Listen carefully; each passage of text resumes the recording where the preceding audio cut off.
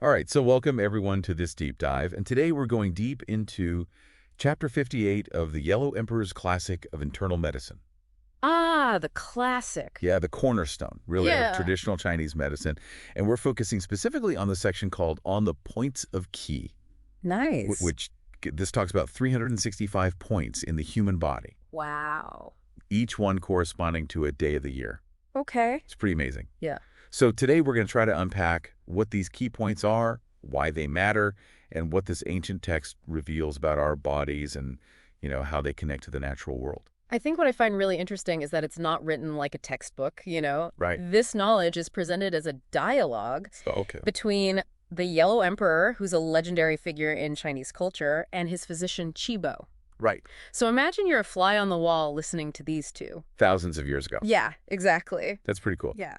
So before we get too far, let's just make sure we're all on the same page here. What exactly is Qi? Yeah, so Qi in traditional Chinese medicine is the vital energy that flows through our bodies. Okay. You can think of it as the animating force behind everything that we do. Right. And so these 365 points are like access points to that energy flow, almost like a map to the body's energetic landscape. So it's not just random spots on the body. These points are organized in some way. Absolutely. Okay. The Yellow Emperor's classic outlines a really fascinating system. Right. You have 50 points that are associated with the major organs, 72 that are linked to the intestines, 59 that are called heat points, and 57 that are called water points. Heat points and water points. That sounds pretty poetic. It really is. Yeah.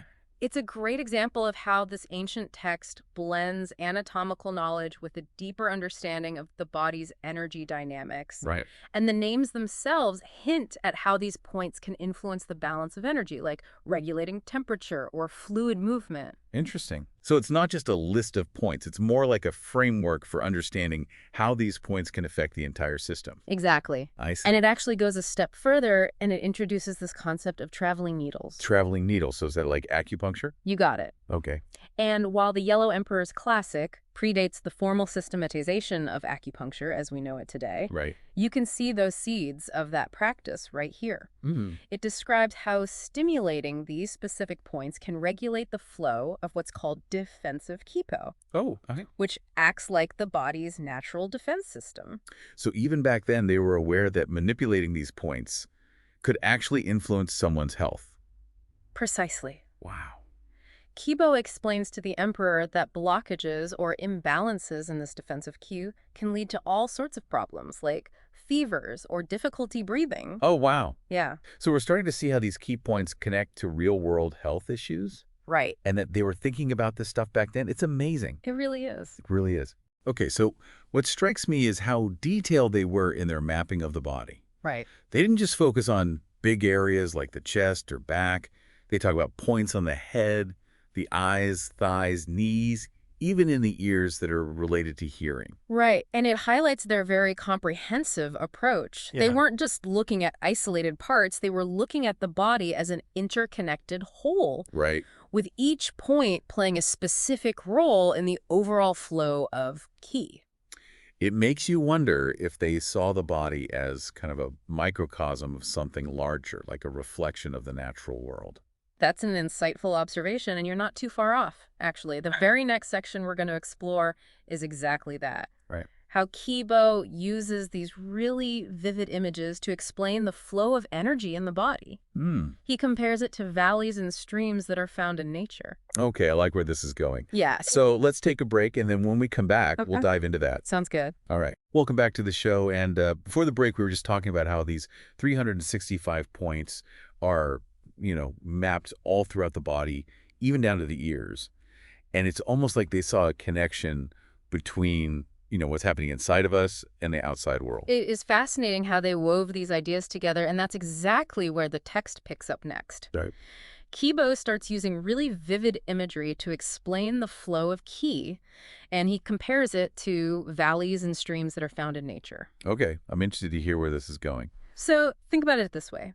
The valleys represent the areas where the flesh is more dense, Okay. like the chest or the abdomen. Right. And these are like the major reservoirs of energy in the body. Okay. Then you have the streams, which are those narrower pathways where the flesh kind of meets. So you can think about like the limbs or the spaces between muscles. I see. So it's like they're creating this picture of how energy is flowing through these different terrains within the body. Exactly. And just like in nature, blockages in those valleys and streams can lead to all sorts of problems. Makes sense. The text specifically mentions things like abscesses, bone marrow erosion, stiffness, and pain as potential consequences of stagnation in these areas. So if the energy can't flow freely, it's going to cause problems. Right. But how do these blockages even happen? Well, Chibo points to a number of factors, but one that he keeps coming back to is this concept of insufficiency caused by cold settling in these points. Oh, interesting. Yeah. So temperature plays a role here too. It's not just about energy being blocked, but the quality of the energy being affected by things like cold. Exactly. Mm. It highlights how interconnected everything is in this system. Yeah. We're not just talking about energy flow in isolation. Yes. We're also talking about how it's being influenced by temperature, Right. the physical structure of the body, Right. all of that. This is really making me think that their understanding of energy goes way beyond just the location of these points. Absolutely. And remember, the text also introduces the idea of collaterals.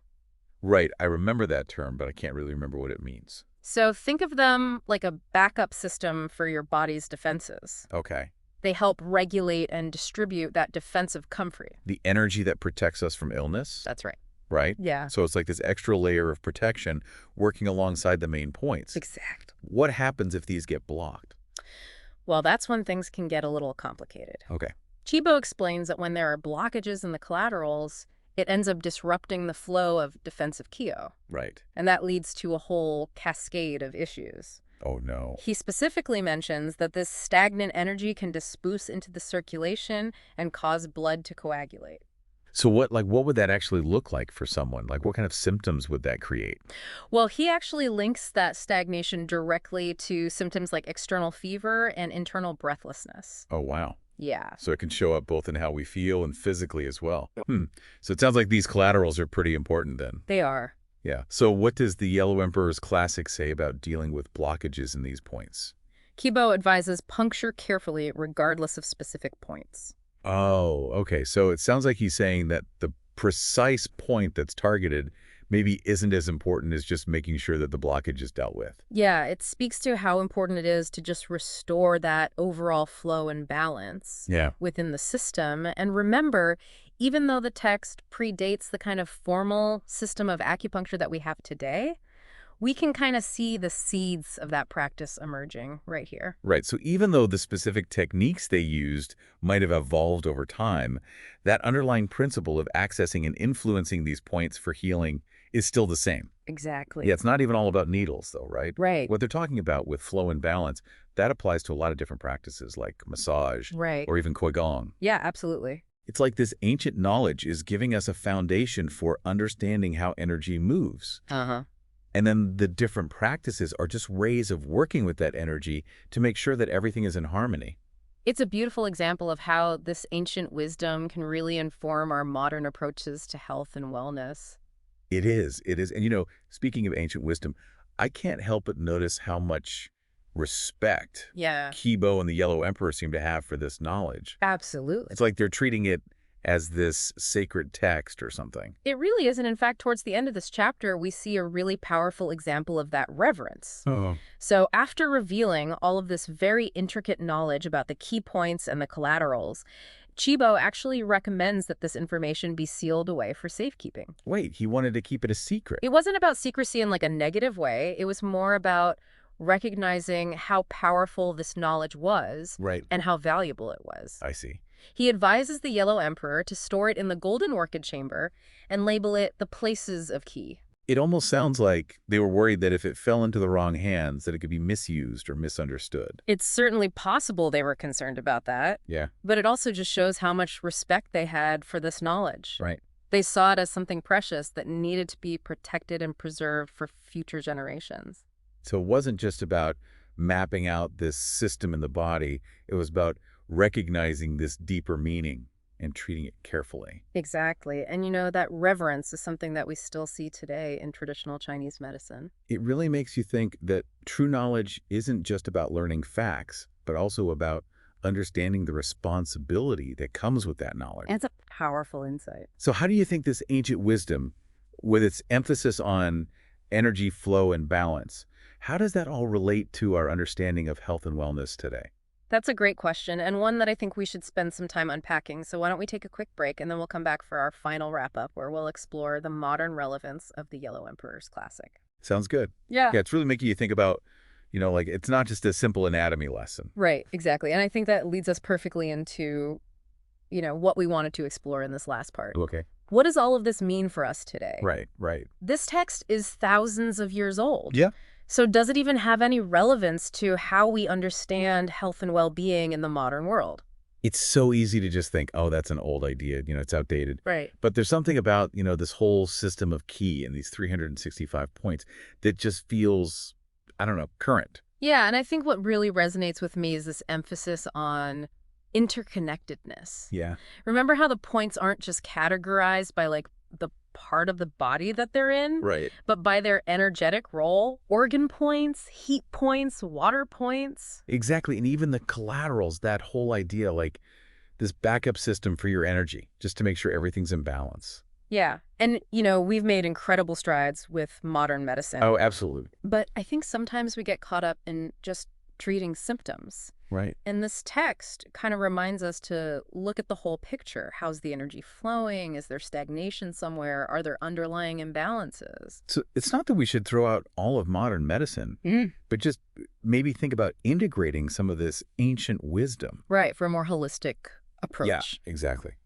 And even the way they talk about it, the language they use, like valleys and streams of energy. Right. It almost encourages you to be more mindful of what's happening inside. Absolutely. Yeah. And remember how Qi Bo emphasizes the role of temperature.